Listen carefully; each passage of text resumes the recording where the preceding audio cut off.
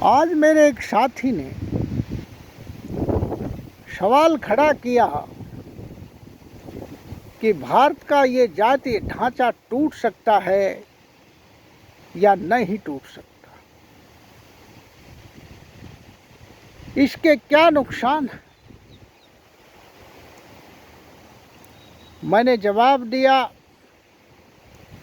कि भारतीय जातिगत ढांचा बहुत कठोर है, परंतु इसको तोड़ा जा सकता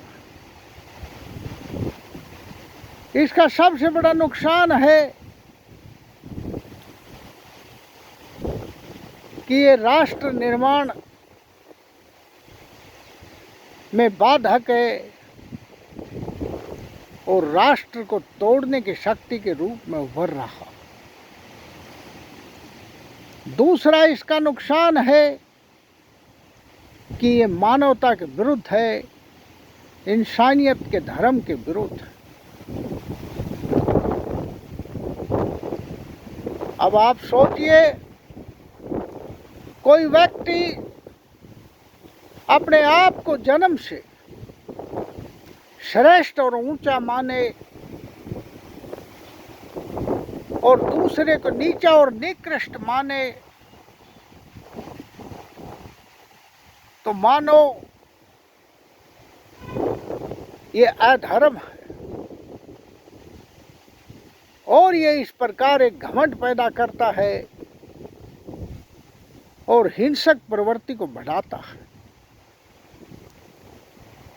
इसी का परिणाम है जातीय घृणा।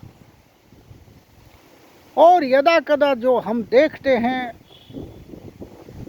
अभी मेरे नज़दीक खेड़ी गांव में भी ये एससी और राजपूतों के बीच एक झगड़ा हुआ और वो घृणा फैलती जा रही। अन्य देश में कई जगह ऐसे झगड़े आप देख सकते हैं। ये राष्ट्र निर्माण और राष्ट्रीय इंटीग्रिटी के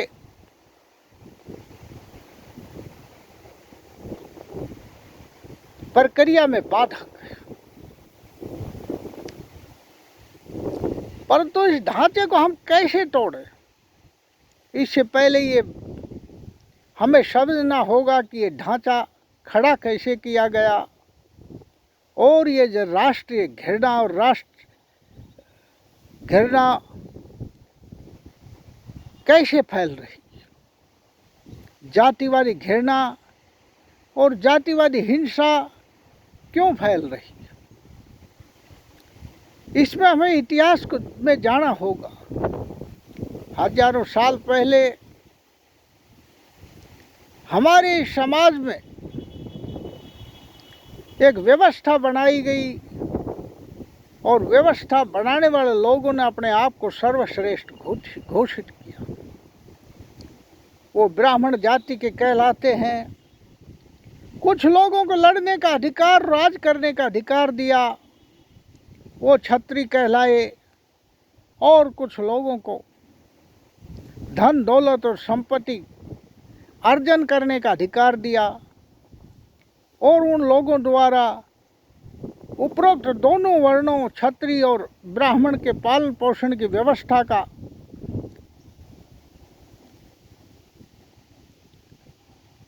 रिस्पॉन्सिबिलिटी, जिम्मेदारी सौंपी और एक और वर्ण बनाया गया जिसको शूद्र और अति शूद्र कहा गया। उसका काम ऊपर के तीनों वर्णों की सेवा करना था। ये व्यवस्था शुरू में नाम मात्र की थी, धीरे धीरे ये जड़ पकड़ती रही और एक समय ऐसा भी आया कि इसने पक्का रूप धारण कर लिया। इस व्यवस्था को ढांचागत कठोरता देने के लिए स्मृतियाँ लिखी गई, नियम कायदे बनाए गए और शूद्र अति शूद्र को शिक्षा और संपत्ति से अलग कर दिया गया तथा उसके द्वारा अगर कोई गलती हो तो उसको अति कठोर दंड की व्यवस्था की गई। इस प्रकार ये व्यवस्था खड़ी की गई और कुछ समय बाद तो ऐसी हालत हो गई शूद्र अति शूद्र की, जैसे कि एक बैल की हालत हो जाती है। आपको पता है कि बैल को प्रतिदिन रस्सी के साथ खूंटे से बांध दिया जाता है। एक समय वो आता है कि वो समझता है कि तेरा यही जीवन है। इसकी मैं आप एक छोटी सी कहानी सुनाता हूँ। एक किसान था। किसान प्रतिदिन अपने बैल को खूंटे के रस्सी से बांध देता था। रस्सी टूट गई और वह बड़ा दुखी हुआ कि आज बैल को खूंटे से कैसे बांधूं। पास कोई समझदार व्यक्ति बैठा था कि इसमें कोई दुखी होने की ज़रूरत ही नहीं। दुखी क्यों हो रहे हो? आपको तो केवल नाटक करना है। बैल को बांधने का नाटक कीजिए। नाटक किया गया, रस्सी बांधी गई, झूठ मूठ में, सत्य में नहीं, और बैल सुबह तक वहीं बैठा रहा। सुबह किसान ने उसको उठाने की कोशिश की, खेत में ले जाने की कोशिश की, पर बैल उठा नहीं, बैल चला नहीं। किसान ने सोचा कि ये चालाक और समझदार आदमी बड़ा धूर्त है, मेरे बैल को मंत्र तंत्र से बांध गया है। वो उसके पैरों में पड़ा, गिड़गिड़ाया कि मेरे बैल को मंत्र तंत्र से मुक्त कीजिए, मैं आज खेत में ले जाऊंगा उसको। उसने कहा चलिए मुक्त करिए देता हूँ, और वो गया। उसने कहा कि वही नाटक करिए, खोलने का, रस्सी खोलने का, खूंटे से खोलने का। उसने वही नाटक किया। बैल खड़ा हो गया और चल दिया। इसी प्रकार जो ये शूद्र और अति शूद्र हैं, इस जातिगत ढांचे में इस प्रकार से खूंटे के बंधे हुए हैं, जैसे एक दास मालिक के खूंटे के बंधा रहता है। और अब आज तक भी वो कल्पना के खूंटे के बंधे हुए, वो कल्पना की रस्सी से बंधे हुए हैं कि तुमने पूर्व जन्म में बुरे कर्म किए थे, जैसा ब्राह्मणों ने उनको पढ़ाया था, इसलिए इस नीची जाति में पैदा हुए। धन दौलत, पैसे और ज्ञान प्राप्त करना हमारा अधिकार नहीं है, क्योंकि ब्राह्मणों ने ऐसा पढ़ाया था। इसलिए ये पाप का काम है। मुझे अपने वर्ण के धर्म को हमें निभाना ही हमारा धर्म है। ऐसी कल्पना के खूंटे के ये आज भी लोग बंधे हुए। परंतु अंग्रेज़ों के आने के बाद इस कल्पना के खूंटे की कुछ ढीलापन आया। लोग शूद्र और अति शूद्र नौकरियों में लगाए गए, शिक्षा मिली, जिसके कारण उन्होंने विचार किया कि हम केवल कल्पना के खूंटे के बंधे हुए हैं, हम भी बराबर के मानव हैं और हमारे को भी वो ही अधिकार मिलने चाहिए। आज़ादी के समय आज़ादी के संघर्ष के साथ साथ ये संघर्ष भी चल रहा था, और इसमें डॉक्टर अंबेडकर साहब बहुत बड़ा काम कर रहे थे। इस संघर्ष के परिणाम ये हुआ कि भारत में आज़ादी के समय एक ऐसे संविधान को लागू किया गया। आज़ादी के बाद प्रत्येक को बराबर का अधिकार मिला, प्रत्येक को वोट डालने का अधिकार, प्रत्येक को शिक्षा का अधिकार, प्रत्येक को संपत्ति रखने का अधिकार, अर्थात भारत के नागरिक को बराबर के दर्जे पर लाकर खड़ा कर दिया। कुछ लोग तो आज भी कल्पना के खूंटे के बंधे हुए हैं, परंतु कुछ लोग अब बराबर का हिस्सा मांगते हैं, आरक्षण के रास्ते से या दूसरे रास्तों से अपनी हिस्सेदारी देश के रिसोर्सेज में, देश के पदों में, राज व्यवस्था में मांगते हैं। और ये बराबर बात चल रही है।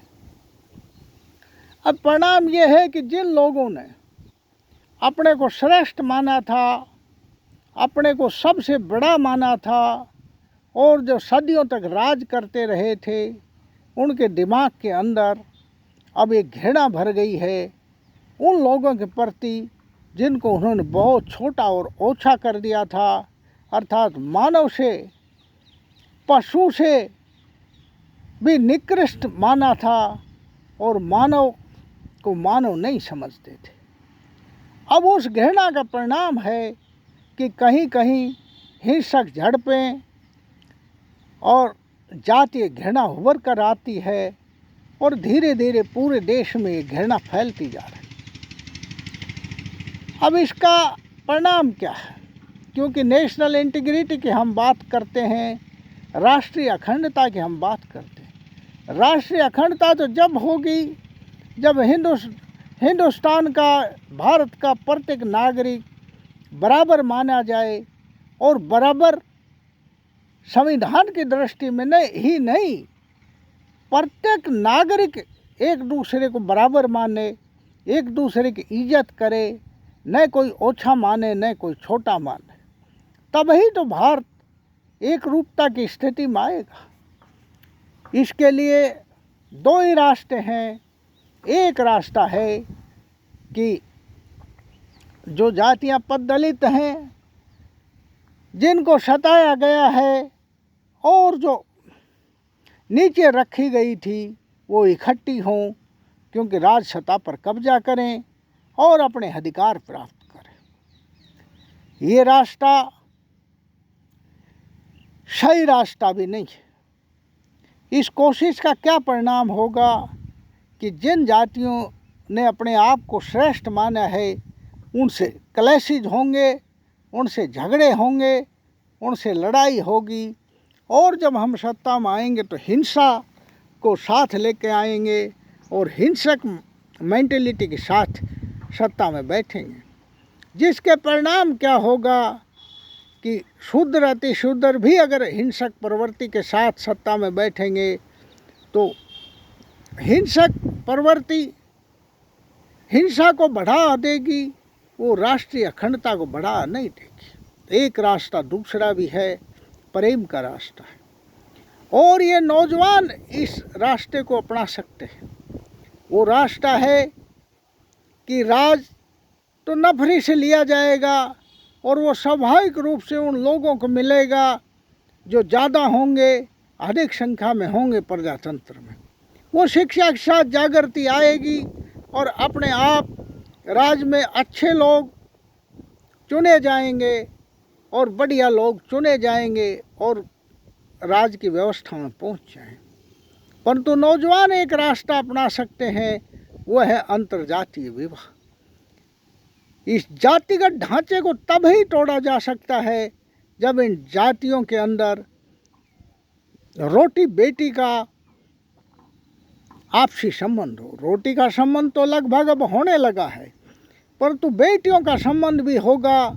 एक घर से दूसरे घर में आएंगी, एक जाति से दूसरी जाति में आएंगी, तो ये जातिगत ढांचा ढीला पड़ जाएगा और धीरे धीरे ऐसा समय आएगा कि ये जातियां ख़त्म हो जाएंगी। इसलिए मेरी समझ में ये आता है कि जातीय घृणा और जातीय हिंसा और जातीय संगठनों की बजाय नौजवानों को एक रास्ता अपनाना चाहिए, वो अंतर्जातीय विवाह का। और इसके लिए भी संगठन बनाने चाहिए।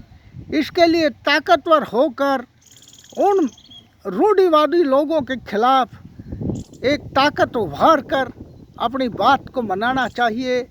और मैं चाहता हूँ कि सरकारें भी इसमें साथ दें ताकि इस देश की राष्ट्रीय अखंडता, नेशनल इंटीग्रिटी को बढ़ा दिया जा सके और ये जातिवादी व्यवस्था को तोड़ा जा सके, ताकि हर भारतीय नागरिक अपने आप को इस भारत का मजबूत और ताकतवर और समान ताकत वाला और समानता के आधार पर जीने वाला नागरिक समझे। मैं सोचता हूँ कि मैं मेरी बात कहने में सक्षम रहा और सफल रहा हूँ। आप लोगों तक मेरा संदेश सही और सुचारू रूप से पहुँच गया होगा। अगर आपको मेरी बात अच्छी लगे तो आप कृपया इस बात को प्रसारित करें, मेरे वीडियो को ज़्यादा से ज़्यादा लोगों को शेयर करें, अगर तथा मेरी channel flow of thoughts on YouTube को सब्सक्राइब करें। धन्यवाद। थैंक्स।